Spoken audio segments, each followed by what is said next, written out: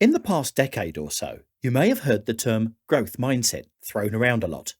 Many podcasters, influencers, self improvement coaches, etc., talk about how important it is to have a growth mindset and that it's something we should all be striving for. But what is a growth mindset? And why does it seem to matter so much? And finally, if it's so great, how can we actually develop one? The term growth mindset was first coined by Dr. Carol Dweck, an American psychologist, after studying the behavior of thousands of children. In her book, Mindset, The New Psychology of Success, Dr. Dweck actually coined two terms, growth mindset and fixed mindset. These terms help us better understand people's underlying assumptions about intelligence and their ability to learn. Essentially, a fixed mindset describes a belief that we are only as intelligent and talented as we are now, and that no amount of hard work can really affect that. Those with fixed mindsets may find themselves feeling embarrassed when they don't get something right on the first try, since they are often worried about how others perceive their intelligence, skills, and abilities. A growth mindset, on the other hand, describes a belief that we can grow smarter and more skilled with hard work, effort, and time. It's about believing that you can grow, change, and improve. Through her studies, Dr. Dweck discovered that students with growth mindsets significantly outperform children with fixed mindsets. Believing that you have the ability to grow actually has a huge effect on morale and ultimate success. But why is this? As it turns out, when you have a growth mindset, you're more likely to try new things, explore new possibilities, and you're not afraid to fail or experience setbacks, because you know that those are just a part of the process. Dr. Dweck writes of the growth mindset, the passion for stretching yourself and sticking to it, even or especially when it's not going well, is the hallmark of the growth mindset. This is the mindset that allows people to thrive during some of the most challenging times in their lives. So if a growth mindset helps students become more successful and happier, how can we cultivate a growth mindset in ourselves? Here are a few ways you can start training your brain to think with a growth mindset instead of a fixed one. 1. Stop worrying about if you're smart enough. Start worrying if you're working hard enough. As Dr. Dweck explains, genius is not enough. We need to get the job done. At the end of the day, does it really matter how intelligent you are if you get the job done? Of course not. The most important thing is whether you put in your best effort. To cultivate a growth mindset, stop judging your worth based on how smart you perceive yourself to be, and start focusing on trying your best, learning along the way, and enjoying the process. 2. Reframe failures as learning opportunities. A hallmark of the growth mindset is a reframing of failures as learning opportunities. People with fixed mindsets often see failures as reflections of their own intelligence or skill, so they end up giving up when confronted with disappointment. But instead of seeing failure as a negative thing, reframe it as an opportunity to learn something. So it didn't work. What could you try instead? If this set of actions resulted in failure, how could you change things next time to result in success? This is a huge part of developing a growth mindset and will keep you headed forward instead of falling behind. 3. Reframe setbacks as part of the process. Similarly, it's important to remember that setbacks, failures, frustrations, disappointments, etc.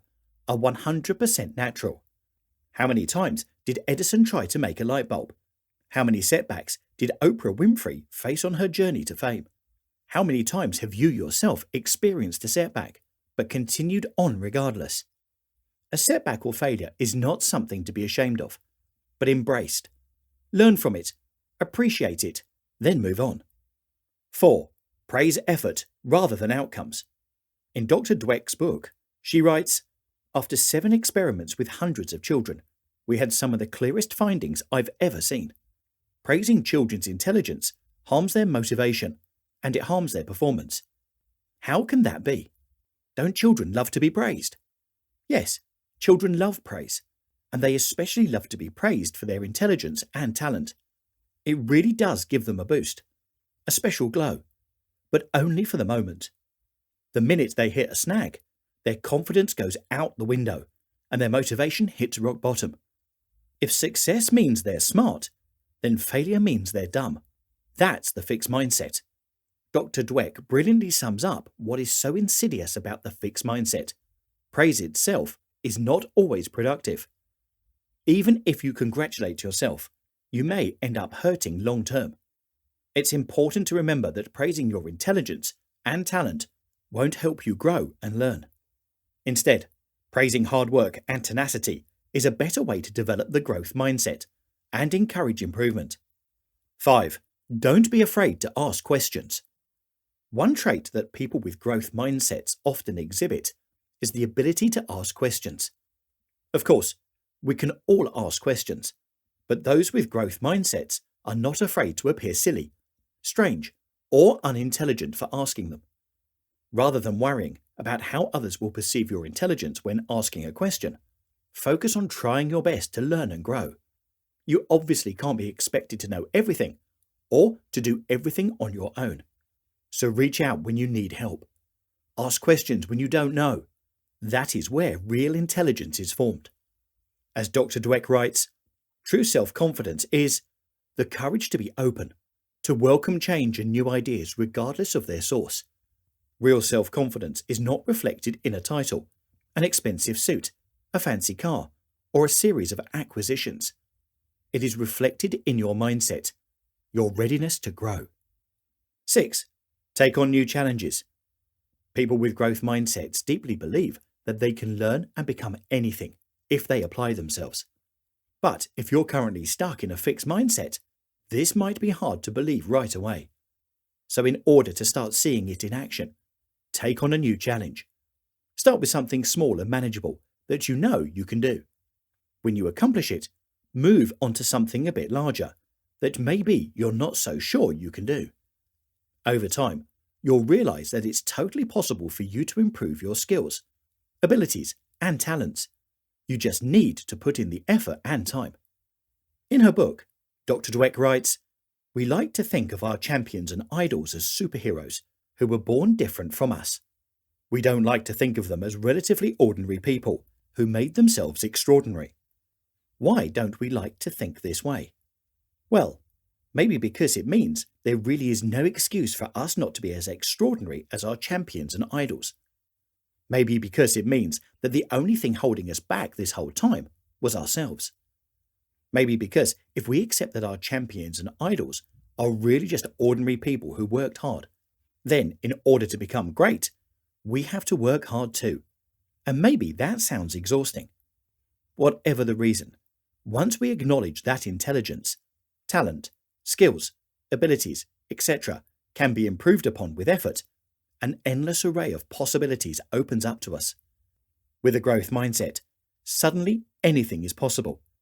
You can get a better job. You can ace your chemistry test. Sure, there will be setbacks, but your abilities will improve. And perhaps more importantly, failures don't seem so bleak. Setbacks aren't a reflection of your self-worth. Frustrations don't mean it's time to give up. They just mean it's time to pivot. And isn't that just a more exciting, joyful way to live? So, in whatever small ways you can, begin to explore what it feels like to have a growth mindset. You may just be surprised at all the amazing things you accomplish.